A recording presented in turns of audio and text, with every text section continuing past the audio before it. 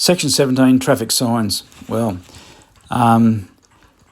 that's interesting because a lot of signage is these days there's too much signage and it's confusing for people.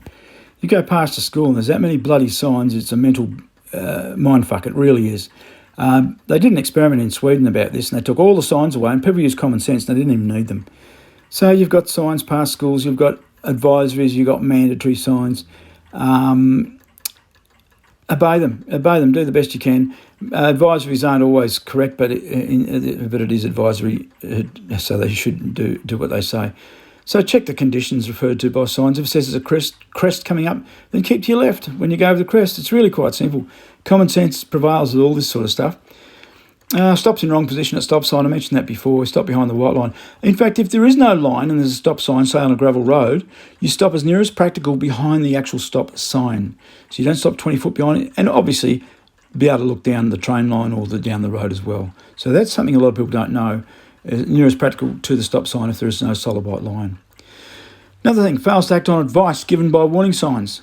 Advisory signs, speed signs, that's what I mentioned before. Things like crest or advisory of a hairpin turn and that sort of thing. Try not to go 100 mile an hour around a 20k bloody hairpin. You know, that's common sense, of course, there.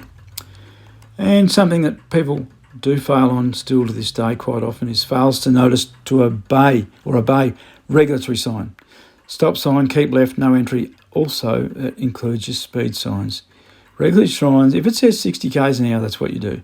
Now, one of the favourite things of failing people in Australia, with assessors all over the country, and I know this personally, is they love to fail your test for speeding. And I can understand that, but in some states it's just a no-no. If you go 1k over the speed limit, it's an automatic fail in a number of states. But to avoid this, sit 5k's below it, but not 10, because there's what I call parallax error. Only pilots understand that, but if the left-hand side of you, the assessor's sitting and he looks at your speedo, and the modern speedo might be digital, but a lot of them aren't still, and he reads 65 and you're only doing 60, he's going to get you for speed, and even though you can argue your head off with them, they don't know. They're just too dumb to understand parallax error. So keep about 5k's below the limit, should be right, but no more.